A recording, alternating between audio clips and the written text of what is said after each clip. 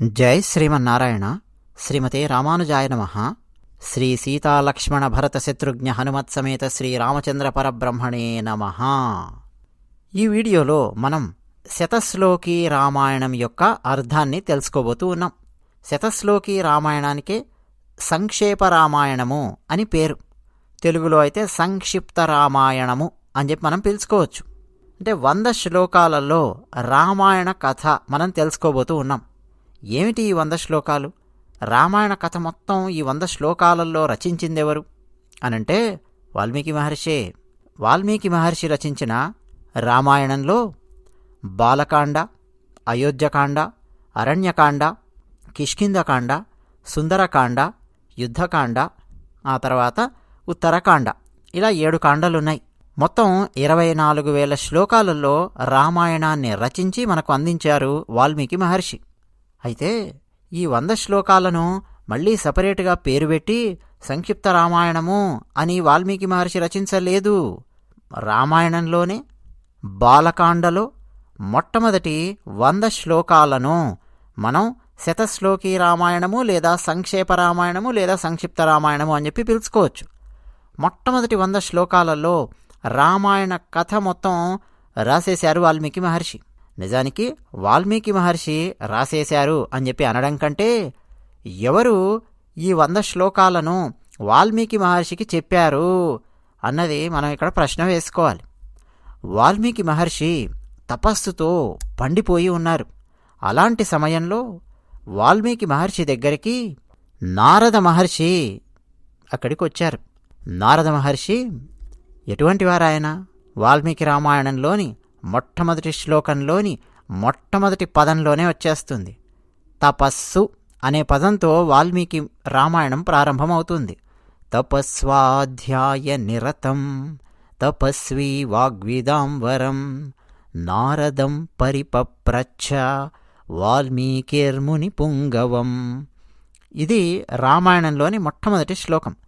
తపస్సు, స్వాధ్యాయము, ఈ 2 పదాలు. మొట్టమొదటి పదం తపస్సు అయితే తర్వాతి పదం స్వాధ్యాయము. నారద మహర్షి మునులల్లో శ్రేష్ఠుడు. ఎలాంటివాడు నారద మహర్షి అంటే నిరంతరం తపస్సులో ఉంటాడు ఆయన. అదేమిటండి, అక్కడికి ఇక్కడికి రాక్షసుల దగ్గరికి, దేవతల దగ్గరికి, అటు వైకుంఠానికి, ఇటు కైలాసానికి, రకరకాల రాజ్యాలకు వెళుతున్నట్టుగా మనకు పురాణాలలో కనిపిస్తూ ఉంటారు కదా నారద మహర్షి అంటే. ఆయన ఎక్కడికి వెళ్ళినా, ఎక్కడ తిరిగినా, ఏం మాట్లాడుతున్నా, ఏం చేస్తున్నా నిరంతరం తపస్సులోనే ఉంటారు. నిరంతర నారాయణ నామస్మరణతోనే నారద మహర్షి చరిస్తూ ఉంటారు. తపస్సు, మరోపక్క స్వాధ్యాయము. స్వాధ్యాయము అంటే వేదాధ్యయనము అని చెప్పారు పెద్దలు. ఓ పక్క తపస్సు, మరోపక్క వేదాధ్యయనంతో పండిపోయి ఉన్నారు నారద మహర్షి. అలాంటి నారద మహర్షి వాల్మీకి మహర్షి దగ్గరికి వస్తే వాల్మీకి మహర్షి నారద మహర్షికి నమస్కరించి పూజించి ప్రశ్నలు వేశారు. ఏమిటా ప్రశ్నలు? కుశల ప్రశ్నలు కావు. రామాయణంలోని 2, 3, 4 శ్లోకాలు మీరు తీసుకుంటే ఉత్కృష్టమైన ప్రశ్నలు, అవసరమైన ప్రశ్నలు వాల్మీకి మహర్షి నారద మహర్షికి వేశారు. ఏమిటి ఆ ప్రశ్నలంటే, అయ్యా నారద మహర్షి, ఈ లోకంలో, ఈ కాలంలో ఇప్పుడు గుణవంతుడు ఎవ్వరు? వీర్యవంతుడు ఎవ్వరు? ధర్మజ్ఞుడు ఎవరు? కృతజ్ఞత ఉన్నవాడు ఎవరు? సత్యవాక్ పరిపాలన చేసేవారు ఎవరు? దృఢవ్రతుడు ఎవరు? అంతేకాదు చక్కటి చరిత్రతో కూడుకొని ఉన్నటువంటి వారు ఎవరు? అంటే మంచి చరిత్ర ఉండాలి. అంటే ఏమిటి? వాళ్ళ వంశం మొత్తం తీసుకొని చూసినా సరే అద్భుతమైన చరిత్ర ఉండాలి. అలాంటి వారు ఎవరైనా ఉన్నారా ఇప్పుడు? అన్ని భూతములయందు అంటే అన్ని ప్రాణులయందు హితాన్ని కోరుకునేవారు ఎవరు? విద్వాంసుడు ఎవరు? సమర్థుడు ఎవరు? ఏక ప్రియదర్శనుడు అన్నారు ఎవరు? ఆత్మజ్ఞానం కలిగి ఉన్నటువంటి వాడు ఎవరు? జితక్రోధుడు ఎవరు? ద్యుతిమంతుడు ఎవరు? అసూయ లేనివాడు ఎవరు? యుద్ధంలో ఎవరికి కోపం వస్తే దేవతలు కూడా భయపడతారో అలాంటి మానవుడు ఎవ్వరు? ఇన్ని లక్షణాలు ఉన్నటువంటి మానవుడు ఎవరైనా ఉన్నారా? వినాలి అని నేను చాలా ఆసక్తిగా ఉన్నాను, కుతూహలంగా ఉంది. మహర్షి, ఇలాంటి గుణాలు కలిగి ఉన్నటువంటి పురుషుని గురించి లేదా నరుని గురించి తెలుసుకోవాలి అని చాలా ఆసక్తితో ఉన్నాను. నాకు సమాధానం చెప్పగలిగే సమర్థత ఉన్నవాడివి నువ్వే నారద మహర్షి, దయ ఉంచి నాకు సమాధానం ఇవ్వు అని వాల్మీకి మహర్షి నారద మహర్షిని ప్రశ్నించారు. వెంటనే నారద మహర్షి సంతోషించి, సరే విను అని చెప్పి, నీ చేత కీర్తింపబడిన ఈ గుణాలన్నీ ఉన్నాయే ఇప్పటిదాకా అడిగావు. సత్యం పలికేవాడెవ్వరు, ధైర్యమున్నవాడెవ్వరు, వీర్యమున్నటువంటి వాడెవ్వరు, వీరత్వం ఉన్నవాడెవరు, దృఢవ్రతుడెవరు, మంచి చరిత్ర ఉన్నవాడెవరు, సమర్థుడెవరు, అన్ని భూతాలయందు హితుడెవ్వరు, ఇలా నువ్వు వరుసగా ప్రశ్నలేసుకుంటూ వెళ్ళావు కదా. చెప్తున్నాను విను. అసలు ఇలాంటి లక్షణాలు, అనేకమైనటువంటి మంచి లక్షణాలు, మంచి గుణాలు ఒకే దగ్గర ఒకే వ్యక్తిలో ఉండడం అన్నది దుర్లభం. కానీ అలాంటి ఒక వ్యక్తి ఉన్నారు. ఎవరో తెలుసా? ఇక్ష్వాకు వంశాన జన్మించినవాడు, ప్రజలందరి చేత కీర్తింపబడేవాడు, రాముడు అనే పేరుతో ప్రఖ్యాతి వహించిన ఒక పురుషుడున్నాడు. ఆ రాముడు నియతాత్ముడు, మహావీర్యుడు, ద్యుతిమంతుడు, ధృతిమంతుడు, మొత్తం అన్నింటినీ తన వశంలో ఉంచుకున్నటువంటి వాడు, బుద్ధిమంతుడు, నీతిమంతుడు, ప్రశస్తమైన వాక్కుగలవాడు, శ్రీమంతుడు, శత్రువులను సంహరించేవాడు, విశాలమైన భుజములు కలిగినవాడు, దీర్ఘభుజుడు, శంఖం వంటి మెడ కలిగినవాడు, విశాలమైన వక్షస్థలం కలిగినవాడు, గొప్ప ధనస్సు కలిగినవాడు, శత్రువులను అణచడంలో ఇక ఆయనకాయనే సాటి, మోకాలి వరకు వేలాడేంతటి పొడవైన బాహువులు కలిగినటువంటి వాడు, ఆజానుబాహు. అంతేకాదు సుందరమైన శిరస్సు గలవాడు, విశాలమైన నుదురు కలిగినవాడు, గొప్ప పరాక్రమము, సుందరమైన పద విన్యాసము కలిగినటువంటి వాడు, సముడు. ఏ అవయవం తీసుకొని చూసినా సరే అన్ని అవయవాలు కూడా చూస్తే సాముద్రిక శాస్త్రాన్ని అనుసరించి గనక చూస్తే శుభలక్షణుడు. నిజానికి నారద మహర్షి సాముద్రిక శాస్త్రం గురించి మాట్లాడలేదు, కానీ మనకు పెద్దలు చెప్పి ఉన్నారు. 11వ శ్లోకంలో వస్తుంది. ఇప్పుడు మనం మాట్లాడుకుంటున్నటువంటి దాంట్లో సమ విభక్తాంగ స్నిగ్ధవర్ణ ప్రతాపవాన్ పీనవక్ష విశాలాక్షో లక్ష్మీవాన్ శుభలక్షణ. సముడు అంటే ఎవరండి? అంటే మరీ ఎక్కువ పొడువుగా ఉండకుండా, పొట్టిగా ఉండకుండా, మధ్యస్థంగా ఉండేవాడు. అలాంటి వారిని సమహ అని చెప్పి ప్రయోగిస్తారు అని చెప్పి పెద్దలు అంటారు. షణ్ణవత్యంగుళోత్సేద సార్వభౌమో భవే నృప. 96 అంగుళాల ఎత్తు ఉన్నవాడిని సార్వభౌముడు అని చెప్పి పిలుస్తారు సాముద్రిక శాస్త్రంలో. అలాగే సమవిభక్తాంగ అని చెప్పి అన్నారు. అంటే ఇక సాముద్రిక శాస్త్రాన్ని చూస్తే అసలు ఇలా ఉంటాడా, ఒక పురుషుడు అంటే ఇలా ఉంటాడా చూస్తే అని చెప్పి అనిపిస్తుంది. అలా ఉంటాడు. అంతేకాదు లక్ష్మీవాన్ అంటే లక్ష్మీదేవితో కూడుకొని ఉండేవాడు అని చెప్పి పెద్దలు కొందరు వ్యాఖ్యానించి ఉన్నారు. అంటే ఆయన నుంచి లక్ష్మిని విడదీయడం అనేది సాధ్యం కాదు. అలా ఉంటాడు. శుభలక్షణ, మంచి లక్షణాలతో ఉంటాడు. ఇలాంటి వాడున్నాడయ్యా రాముడు అని. ఎలాంటివాడు? ధర్మజ్ఞ సత్యసంధశ్చ ప్రజానాంచ హితే రతః యశస్వి జ్ఞాన సంపన్న శుచిర్వశ సమాధిమాన్. ధర్మజ్ఞుడు, సత్యసంధుడు, ప్రజలకు మేలు చేయాలి అన్న ఆలోచననే నిరంతరం ఉంటుంది. ప్రజలకు ఎలా మేలు చేయాలి అన్న విషయంలోనే ఆయనకు ఆసక్తి. ప్రజాహితాన్ని కోరుకుంటాడు. యశస్వి, జ్ఞాన సంపన్నుడు, పరిశుద్ధుడు, పెద్దవాళ్లకు లొంగి ఉంటాడు, సమాధి గలవాడు అన్నారు. ఎంత కూడా అండి నారద మహర్షి వాల్మీకి మహర్షికి వివరిస్తూ ఉన్నారు. వాల్మీకి మహర్షి ప్రశాంతంగా వింటూ ఉన్నారు. అంతేకాదు ఎలాంటి వాడో తెలుసా?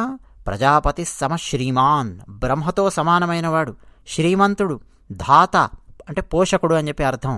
శత్రువులను నిరసించేవాడు, శత్రువులను భేదించేవాడు, మొత్తం జీవ సమూహాన్ని రక్షించేవాడు, ధర్మాన్ని పరిరక్షించేవాడు, తన ధర్మాన్ని రక్షిస్తూ తన జనులను రక్షిస్తూ వేదాల యొక్క వేదాంగాల యొక్క తత్వాన్ని తెలిసినటువంటి వాడు. అంతేకాదు ధనుర్వేదము అంటే ప్రత్యేకమైన శ్రద్ధ ఆయనకు. రక్షిత స్వస్య ధర్మస్య స్వజనస్య చ రక్షిత వేద వేదాంగ తత్వజ్ఞో ధనుర్వేదే చ నిష్ఠిత. అంటే రక్షిత స్వస్య ధర్మస్య అంటే తన యొక్క శరణాగత రక్షణ ఆ రూపంతో నిరంతరం భాసిల్లుతూ ఉంటాడు. వేదాల యొక్క అర్థము, వేదాంగాల యొక్క అర్థము, తత్వార్థములు అవన్నీ లోతుగా తెలిసినటువంటి వేదాంగ తత్వజ్ఞుడు అయినా సరే ధనుర్వేదేచ నిష్ఠిత. ధనుర్వేదము అంటే ఏం లేదండి, ధనస్సు పట్టుకోవడము, ఎలా పట్టుకోవాలి, ఎలా నారి బిగించాలి, బాణాన్ని ఎలా సంధించాలి, ఎలా ఎక్కుబెట్టాలి, ఎలా ప్రయోగించాలి, దివ్యమైన అస్త్రాలను ఎలా ప్రయోగించాలి, ప్రతి అస్త్రాన్ని ప్రయోగించడమే కాదు ఉపసంహారం తెలియాలి, ఉపసంహారము తెలుసు, ఎంతమంది వచ్చినప్పుడు ఏ విధంగా యుద్ధం చేయాలి, ఇవన్నీ తెలిసినటువంటి వాడు రాముడు. అంతేకాదు సకల శాస్త్రాల యొక్క అర్థాలు, వాటిలో ఉండే తత్వము, నిగూఢమైన అర్థాలు అన్నీ తెలుసు ఆయనకు. అంతేకాదు ఆ తెలుసుకున్న విషయాలు మర్చిపోడు, ప్రతి విషయం కూడా ఆయనకు గుర్తుంటుంది. సద్యస్ఫురణ ఉన్నటువంటి ప్రతిభావంతుడు, లోకాలన్నింటికీ ప్రియమైనవాడు, సత్పురుషుడు, సాధువు. అంతేకాదు దైన్యము లేనివాడు, విచక్షణుడు. నదులన్నీ వెళ్ళి సముద్రంలో ఎలాగైతే కలిసిపోతూ ఉంటాయో అలా ప్రతి సత్పురుషులు ఈయన దగ్గరకు వస్తూ ఉంటారు, ఈయన దగ్గరకు వచ్చి ఈయనను సేవిస్తూ ఉంటారు. అలాంటి మహనీయుడు. అంతేకాదు సదైక ప్రియదర్శన, అసలు చూడగానే మనకు ప్రీతి కలుగుతుంది, చూడగానే మనకు సంతోషం కలుగుతుంది. అలాంటి మహనీయుడు. సకల గుణ సంపన్నుడు. కౌసల్య, ఆమె ఆనందాన్ని పెంపొందించేవాడు శ్రీరాముడు. కౌసల్య కుమారుడు శ్రీరాముడు. గాంభీర్యంలో సముద్రంలా ఉంటాడు, ధైర్యంలో హిమవత్ పర్వతంలా అంటే హిమాలయంలా ఉంటాడు. విష్ణునా సదృశో వీర్యే, వీరత్వంలో విష్ణువుతో సమానుడు. చంద్రునిలాగా ప్రియదర్శనుడు అంటే ఆహ్లాదాన్ని కలిగిస్తాడు. క్రోధంలో ప్రళయ కాలాగ్ని లాంటివాడు. క్షమాగుణంలో భూమితో సరి సమానుడు. త్యాగం చేయడంలో కుబేరునితో సమానుడు. సత్యములో ధర్మదేవత లాంటివాడు రాముడు.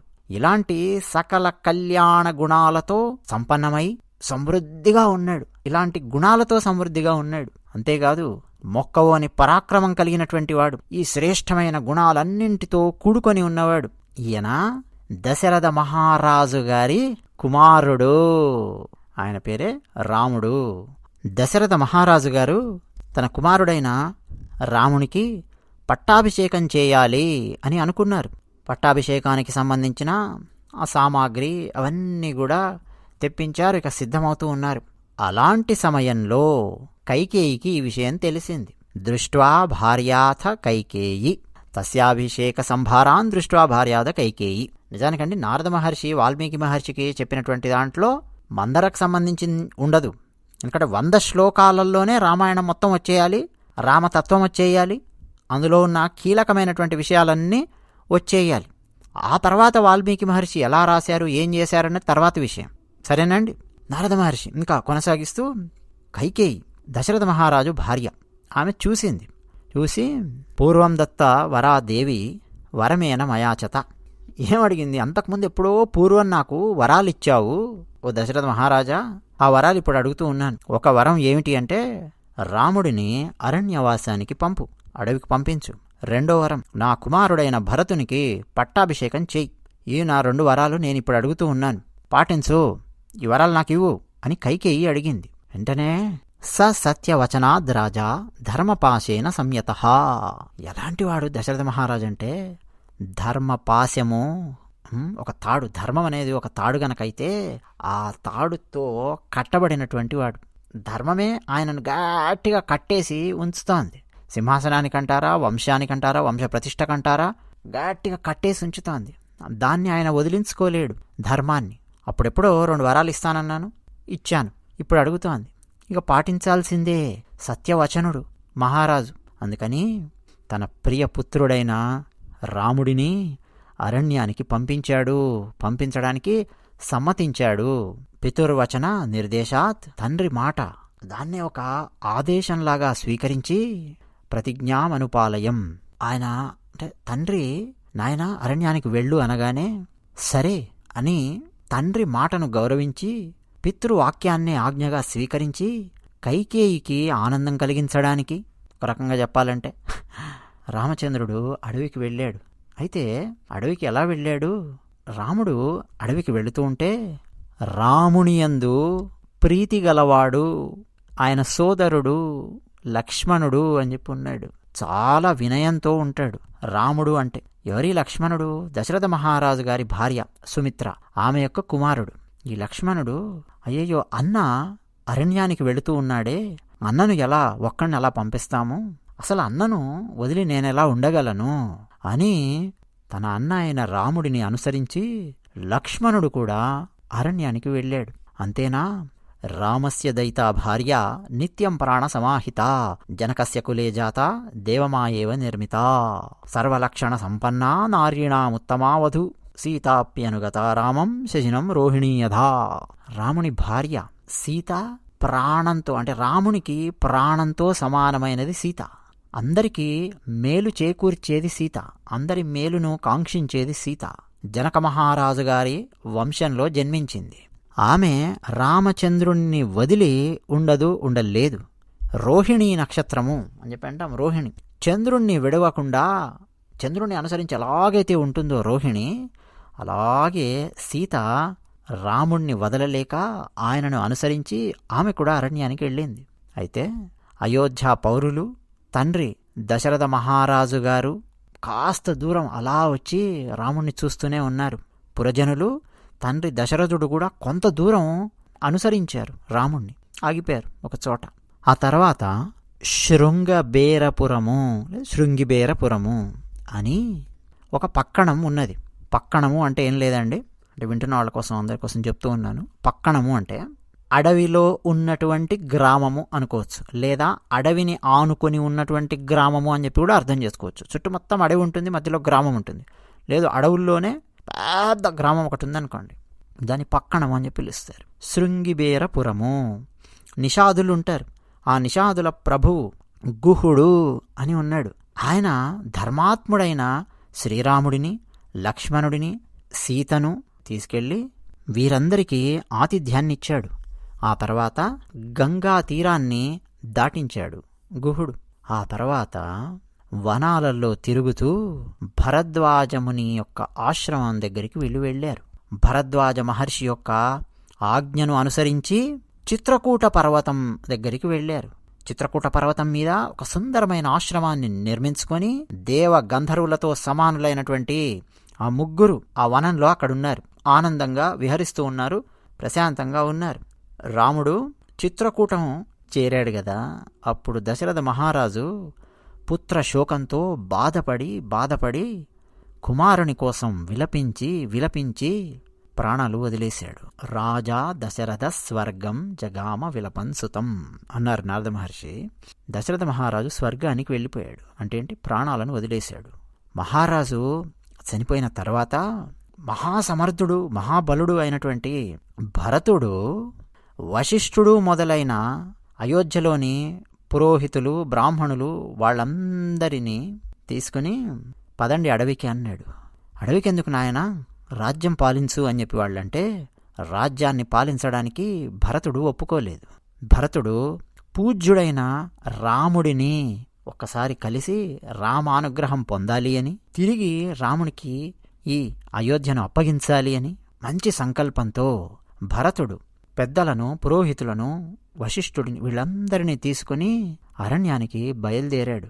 ఎంత చెప్పినా సరే వినలేదు. పక్కనున్న వాళ్ళు అందరూ చెప్పారు. సరే, ఇప్పుడు భరతుడు రాముని దగ్గరికి వెళ్ళి, రామా వెనక్కొచ్చి తిరిగి అయోధ్యను పరిపాలించు అని చెప్పాడు. కానీ రాముడు ఊరుకోలేదు. నువ్వే రాజువు, వెళ్ళి పరిపాలించు అని రాముడు అన్నాడు.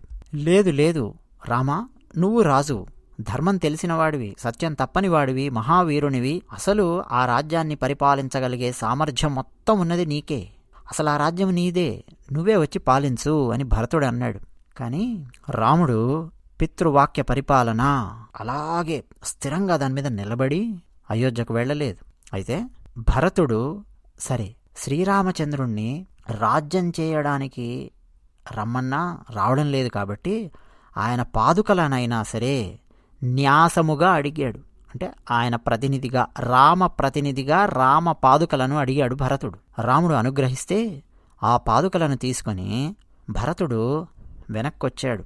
వచ్చి అయోధ్య లోపలికి భరతుడు వెళ్ళలేదు. అయోధ్య ఆవల నంది గ్రామము అనొక ప్రాంతం ఉంది. అక్కడ రామ పాదుకలను అక్కడ పెట్టి వాటిని పూజించి వాటికి సేవ చేస్తూ రాముని యొక్క ప్రతినిధిగా నందిగ్రామంలో ఉండి రాజ్యాన్ని పరిపాలించడం మొదలుపెట్టాడు భరతుడు. భరతుడు వెళ్ళిపోయిన తర్వాత సత్యప్రతిజ్ఞుడు జితేంద్రియుడు అయినటువంటి శ్రీరాముడు, ఒకవేళ మనం గనక ఇక్కడే చిత్రకూటంలో ఉంటే మళ్ళీ నగర జనులు నా దగ్గరకొచ్చే అవకాశముంది, పదే పదే నన్ను వెనక్కు రమ్మనే అవకాశముంది. ఈ సమస్యలు ఇవన్నీ ఎందుకు? పితృవాక్య పరిపాలనపై నేనున్నాను, నేనెలాగూ వెనక్కి వెళ్ళను. కానీ నేనెక్కడున్నానో తెలిసిపోయింది కాబట్టి మళ్ళీ మళ్ళీ అయోధ్య పురజనులు ఇక్కడికొచ్చే అవకాశం ఉంది అని అక్కడి నుంచి దృఢవ్రతంతో ఉన్నటువంటి రాముడు దండకారణ్యంలోకి ప్రవేశించాడు. ఆ తర్వాత అక్కడ విరాధుడు అనే రాక్షసుడిని సంహరించాడు. ఆ తర్వాత శరభంగుడిని దర్శించాడు. అలాగే సుతీక్షణుణ్ణి దర్శించాడు. అగస్త్యుడిని దర్శించుకున్నాడు. అగస్త్య భ్రాతను దర్శించుకున్నాడు. ఆ తర్వాత అగస్త్యుని మాటను అనుసరించి, అంటే అగస్త్యుని యొక్క ఆదేశం వల్ల దేవేంద్రుని విల్లును, ఖడ్గాన్ని, అక్షయములైన బాణములు గల 2 అమ్ముల పొదులను తీసుకున్నాడు రాముడు. అగస్త్యుడు ఇచ్చాడు, అగస్త్యుడు ఆదేశించాడు. అగస్త్యుని ఆదేశాన్ని పాటించి శ్రీరాముడు వీటన్నింటినీ స్వీకరించాడు. తర్వాత ఆ అరణ్యంలో నివసిస్తూ అక్కడున్న ఋషులను కలిసి మాట్లాడుతూ వారి కష్టసుఖాలు తెలుసుకుంటూ, అసురులు రాక్షస మాయతో విజృంభించి అక్కడికి వస్తూ ఉంటే ఋషులందరూ ఎలా బాధలు పడుతూ ఉన్నారు అన్న విషయాన్ని శ్రీరాముడు మునుల ద్వారా తెలుసుకున్నాడు, ఋషుల ద్వారా తెలుసుకున్నాడు. ఇక ఆ రాముడు రాక్షసులు సంహరించే ఆ దండకారణ్యంలో తిరుగుతూ ఋషులకు మాటిచ్చాడు.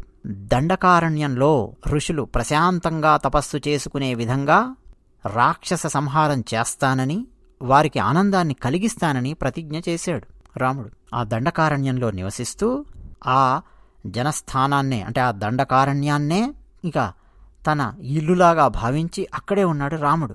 అక్కడికొచ్చింది కామరూపిణి అయినటువంటి శూర్పణఖ. అంటే ఏ రూపం కావాలంటే ఆ రూపాన్ని పొందగలిగే మాయలు ఉన్నటువంటి శూర్పణఖ అనే రాక్షసి రాముని దగ్గరికి వచ్చింది. వచ్చి ఆయన వివాహం చేసుకుంటాను అన్నది. వద్దు అన్నాడు. లక్ష్మణుడి దగ్గరకు పంపించాడు. ఇక రామ లక్ష్మణ వీళ్ళిద్దరి మధ్యలో శూర్పణఖ అటు ఇటు తిరుగుతూ మొత్తానికి రాముడు శూర్పణఖకు విరూపం చేయించాడు. విరూపితా శూర్పణఖ, ముక్కు చెవులు గోయించాడు. ఆ తర్వాత శూర్పణఖ మాటల వల్ల యుద్ధానికి సిద్ధమయ్యొచ్చారు రాక్షసులు. ఖరుడు, త్రిశిరసుడు, దూషణుడు, ఇట్లా రకరకాల రాక్షసులున్నారు. ఆ రాక్షసుల యొక్క అనుచరులు కూడా ఉన్నారు. వాళ్ళందరూ రాముడి మీదకి యుద్ధానికి వస్తే రాముడు యుద్ధం చేసి వాళ్ళందరినీ చంపేశాడు. వనే తస్మిన్ నివసతా జనస్థాన నివాసినాం రాక్షసాం నిహతా న్యాసన్ సహస్రాణి చతుర్దశ. సహస్రాణి చతుర్దశ అంటే 14,000 మంది రాక్షసులను ఆ దండకారణ్యంలో శ్రీరాముడు సంహరించాడు. ఆ తర్వాత ఈ సంఘటన మొత్తం తెలుసుకున్న రావణాసురుడు క్రోధంతో సీతను అపహరించడానికి మారీచుడు అనే రాక్షసుని సహాయాన్ని అర్థించాడు. ఆ రావణాసురుడు మారీచుడిని అడగగానే మారీచుడు చెప్పాడు, రావణ, నీకు ఆ మహాపరాక్రమవంతుడు బలవంతుడు అయినటువంటి రామునితో విరోధం వద్దు అని రకరకాలుగా చెప్పాడు. ఎన్ని రకాలుగా చెప్పినా సరే రావణాసురుడు వినలేదు. రావణాసురుని తల మీద మృత్యువు నాట్యం చేస్తూ ఉంటే ఎలా వింటాడు? అందుకని మారీచుడిని ఇక బలవంత పెట్టాడు. ఒకవేళ మారీచుడు కనుక సహాయం చేయకపోతే మారీచుడిని సంహరిస్తానన్నాడు. సరే అని ఇక మారీచుడు ఒప్పుకున్నాడు. మొత్తానికి రావణాసురుడు మారీచుడు దండకారణ్యానికి వచ్చారు. శ్రీరాముని ఆశ్రమం ఎక్కడుందో చూశారు. ఇక మారీచుడు ఒక బంగారు జింకగా మారాడు. ఇక రాజకుమారులైనటువంటి రామ లక్ష్మణులను దూరంగా తీసుకెళ్లాడు మాయావి అయిన మారీచుడు. రావణాసురుడు సీతను అపహరించాడు. మధ్యలో జటాయువు అనే గద్దను సంహరించాడు. అంటే దాదాపుగా చనిపోయే పరిస్థితుల లోపలికి వచ్చింది జటాయువు. అలాంటి స్థితిలో ఉన్నప్పుడు శ్రీరాముడు వచ్చి చూశాడు. ఓ పక్క భార్య అపహరించబడింది అన్న విషయం తెలుసుకున్నాడు. మరో పక్క జటాయువు యొక్క పరిస్థితి చూశాడు. ఆ తర్వాత జటాయువుకు ఉత్తరక్రియలు జరిపించి రామలక్ష్మణులు సీతను వెతుకుతూ అలా వెళుతూ వికృత రూపంలో ఉన్న భయంకరమైన కబంధుడు అనే రాక్షసుణ్ణి చూశారు. ఇక ఆజానుబాహుడైన శ్రీరాముడు కబంధుణ్ణి సంహరించి కబంధుని శరీరాన్ని దహించివేశాడు. ఆ కబంధుడు స్వర్గానికి వెళుతూ వెళుతూ, ఓ రామా, ధర్మాన్ని ఆచరించే శబరి అనే ఒక స్త్రీ ఉన్నది ఇక్కడే ఇదే అడవిలో, ఆమె దగ్గరికి వెళ్ళు అని చెప్పాడు. ఇక మహా తేజసంపన్నుడైన శ్రీరాముడు శబరి దగ్గరికి వెళ్ళాడు. దశరథ కుమారుడైన ఆ శ్రీరాముణ్ణి శబరి పూజించింది. తర్వాత పంపాతీరంలో శ్రీరాముడు వానరుడైన హనుమంతుణ్ణి కలిశాడు. హనుమంతుణ్ణి మాట వల్ల శ్రీరాముడు సుగ్రీవుని దగ్గరికి వెళ్ళాడు. మహాబలుడైన శ్రీరాముడు సుగ్రీవునికి ఏం జరిగిందో విషయమంతా చెప్పాడు. సీతాపహరణం వరకంతా చెప్పాడు. మొత్తం విన్నాడు సుగ్రీవుడు. సరే, సీతాన్వేషణ అన్నది చాలా కీలకమైనది, నేను సహాయం చేస్తాను అన్నాడు సుగ్రీవుడు. దానికంటే ముందు రామునితో అగ్ని సాక్షిగా మైత్రి చేసుకున్నాడు సుగ్రీవుడు. ఆ తర్వాత ఈ వానర రాజు అయిన సుగ్రీవుని యొక్క కథ విన్నాడు రాముడు. సుగ్రీవునికి వాలికి మధ్య విరోధం ఉన్నది అని తెలుసుకున్నాడు రాముడు. వాలిని సంహరిస్తాను అని ప్రతిజ్ఞ చేశాడు. అయితే వాలి బలం ఏమిటో తెలిసిన సుగ్రీవుడు రాముని పరాక్రమంపై కాస్త అనుమానం వ్యక్తం చేశాడు, అంటే శంకించాడు. వెంటనే రాముడు సుగ్రీవునికి విశ్వాసం కలిగించడం కోసం పెద్ద పర్వతంతో సమానమైన దుందుభి అనే రాక్షసుని యొక్క అస్థిపంజరం అక్కడ పడి ఉంటే దాన్ని రాముడు తన కాలి బొటన వ్రేలితో ఎత్తి 10 యోజనాలకు తక్కువ కాకుండా దూరం విసిరేశాడు కాలి బొటన వేలితో. ఆ తర్వాత శ్రీరాముడు 7 సాలవృక్షాలను, పర్వతాన్ని, రసాతలాన్ని కూడా ఒకే బాణంతో భేదించి తన బలం పరాక్రమం ఏమిటో చూపించాడు. ఆ తర్వాత సుగ్రీవునికి విశ్వాసం వచ్చింది. ఇక సుగ్రీవుడు, వాలి వీళ్ళిద్దరి మధ్య యుద్ధం జరిగింది. రాముడు ఒకే బాణంతో వాలిని సంహరించాడు. సుగ్రీవుని మాట వల్ల యుద్ధంలో వాలిని చంపి ఆ తర్వాత రాముడు ఆ రాజ్యానికి సుగ్రీవుణ్ణి రాజుగా చేశాడు. వానర శ్రేష్ఠుడైన సుగ్రీవుడు వానరులందరినీ పిలిపించి జనక మహారాజు కూతురైన సీతాదేవిని అన్వేషించాలి అని 4 దిక్కులకు వానర వీరులందరినీ పంపించాడు. ఆ తర్వాత అత్యంత బలం కలిగిన హనుమంతుడు సంపాతి అనే ఒక గ్రద్ద దగ్గరికి వెళ్ళాడు. ఆ సంపాతి చెప్పిన మాట వల్ల 100 యోజనాల విస్తారంగా ఉన్నటువంటి సముద్రాన్ని లంఘించాడు హనుమంతుడు. రావణాసురుని చేత పరిపాలించబడుతున్న లంకా పట్టణానికి వెళ్ళి అక్కడ అశోకవనంలో రాముణ్ణే ధ్యానిస్తూ ఉన్న సీతమ్మను దర్శించాడు. ఆ తర్వాత హనుమంతుడు రాముడిచ్చిన అంగుళీయకాన్ని, ఉంగరాన్ని సీతమ్మ వారికి సమర్పించి రాముడి పరిస్థితి ప్రస్తుతం ఏమిటో ఆ వృత్తాంతమంతా తెలిపి సీతాదేవిని ఓదార్చి అశోకవనాన్ని మొత్తం ధ్వంసం చేశాడు. 5 సేనా నాయకులను చంపి 7 మంత్రి కుమారులను సంహరించి శూరుడైన అక్షకుమారుణ్ణి సంహరించి చివరకు బ్రహ్మాస్త్రానికి కట్టుబడ్డాడు. మహాపరాక్రమం కలిగినటువంటి హనుమంతుడు ఆయన బ్రహ్మాస్త్రానికి కట్టుపడగానే వెంటనే రాక్షసులు తాళ్లతో హనుమంతుణ్ణి బంధించి రావణాసుని దగ్గరికి తీసుకొని వెళ్ళారు. ఆ తర్వాత హనుమంతుని తోకకు నిప్పు పెట్టారు. అయితే హనుమంతుడు ఆ అగ్నితో లంకా పట్టణాన్ని దహించి తిరిగి రామునికి శుభవార్త చెప్పడం కోసం వెనక్కొచ్చాడు. ఆ హనుమంతుడు రాముణ్ణి చేరి ప్రదక్షిణం చేసి దృష్టా సీత అన్నాడు. అంటే చూడబడినది సీతమ్మ అన్నాడు. అంటే చూశాను సీతను, చూడబడినది సీతమ్మ అని చెప్పి అన్నాడు. రాముడు ఆనందించాడు. ఇక ఆ తర్వాత సుగ్రీవునితో కలిసి రాముడు సముద్ర తీరానికి వచ్చాడు. తన బాణాలతో సముద్రాన్ని క్షోభింపజేశాడు. ఇక సముద్రుడు తన నిజ రూపాన్ని చూపిస్తూ రాముని దగ్గరికి వచ్చి సేతువు నిర్మించమని సముద్రుడు సలహా ఇచ్చాడు. పైగా నలుడు అని చెప్పి ఒక వానరుడున్నాడు మీ దగ్గరే, ఆయన చేత నిర్మింపజేయండి అన్నాడు. ఇక రాముడు సేతువు నిర్మింపజేసి ఆ సేతువు మీద లంకా నగరానికి వెళ్ళి యుద్ధంలో రావణాసురుడిని అతని వంశంతో సహా మొత్తం చంపి సంహరించి యుద్ధంలో సీతమ్మను పొంది తిరిగి ఆమెను వెనక్కి తీసుకురావాలి అంటే కాస్త సంశయించాడు. రాముడు ఆమెతో కాస్త పరుషంగా మాట్లాడాడు. పతివ్రత అయిన ఆ సీత ఆ మాటలను ఓర్చుకోలేక అగ్నిలో ప్రవేశించింది. తర్వాత రాముడు అగ్నిదేవుని మాట వల్ల సీతను దోషములేనిదానిగా గుర్తించి ఆమెను తిరిగి స్వీకరించాడు. ఆ తర్వాత సకల దేవతలచే పూజించబడి రాముడు ప్రకాశించాడు. ఆ రాముని యొక్క అద్భుతమైన రావణ వధ అనే ఈ గొప్ప కార్యంతో దేవతలు, ఋషులు, చరాచరములు అన్నీ కూడా 3 లోకాలలో ఉన్నటువంటి వారందరూ కూడా సంతుష్టి చెందారు. రాముడు రాక్షసేంద్రుడైన విభీషణుణ్ణి లంకా నగరానికి పట్టాభిషిక్తునిగా చేసి, ఆ తర్వాత రాముడు పుష్పక విమానంలో సుగ్రీవ విభీషణాది మిత్రులందరితో కలిసి అయోధ్యానగరానికి బయలుదేరాడు. అయితే భరద్వాజాశ్రమం కనిపించగానే భరద్వాజ మహర్షి ఆశ్రమానికి వెళ్ళి మహర్షికి నమస్కరించి ఆంజనేయస్వామిని భరతుని దగ్గరకు పంపించాడు. ఆ తర్వాత రాముడు సుగ్రీవునితోనూ విభీషణునితోనూ వీళ్ళందరితో కలిసి పుష్పక విమానమెక్కి వెనక్కి వస్తూ అసలు తాము అయోధ్య నుంచి బయలుదేరి వస్తున్నప్పుడు అసలు ఏమేం జరిగిందో వాటన్నింటినీ, ఆ కథలన్నింటినీ చెబుతూ నందిగ్రామానికి వెళ్ళాడు. అక్కడికి వెళ్ళి ఏ దోషాలు లేనివాడైనటువంటి రాముడు నందిగ్రామంలో సోదరులందరినీ కలిసి అప్పటి వరకు తాను ధరించినటువంటి జడలను విసర్జించి సీతతో కలిసి తిరిగి రాజ్య పట్టాభిషేకం పొందాడు. శ్రీరాముడు రాజ్యం చేస్తుంటే లోకం సంతోషించింది. జనులందరి హృదయాలలో సంతృప్తి.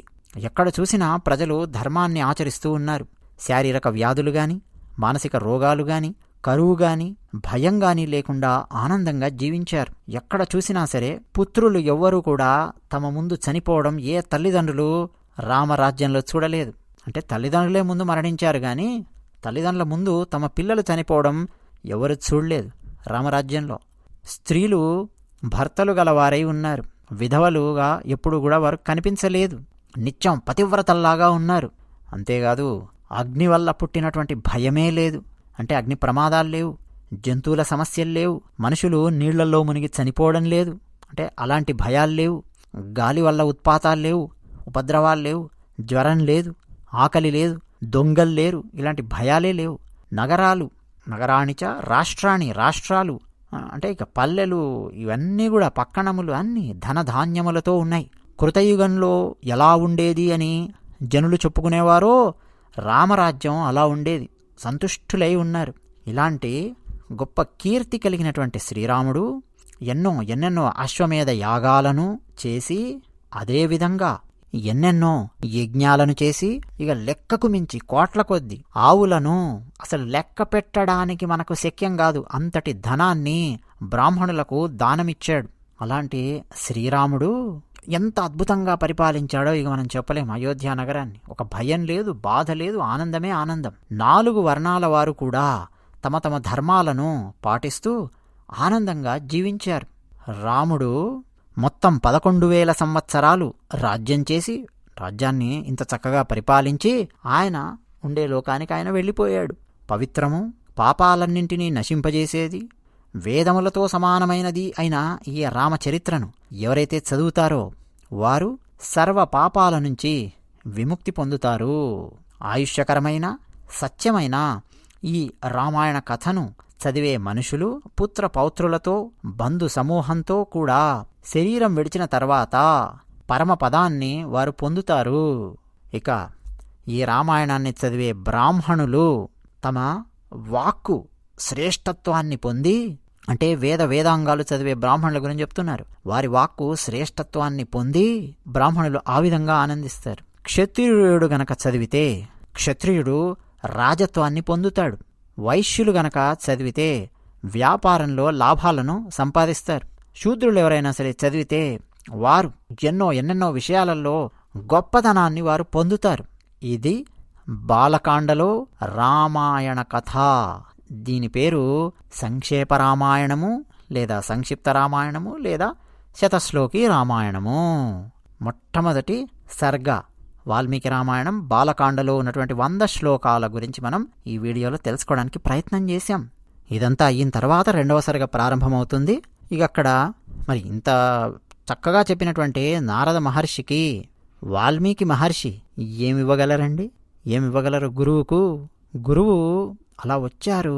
నారద మహర్షి వాల్మీకి మహర్షికి చెప్పారు.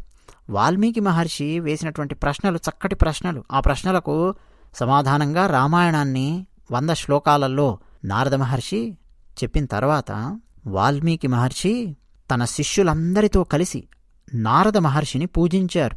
ఆ తర్వాత నారద మహర్షి ఆ సత్కారాన్ని స్వీకరించి వాల్మీకి సంశయాలన్నీ తీరాయి కాబట్టి ఇక అక్కడి నుంచి సెలవు తీసుకుని ఆకాశ మార్గాన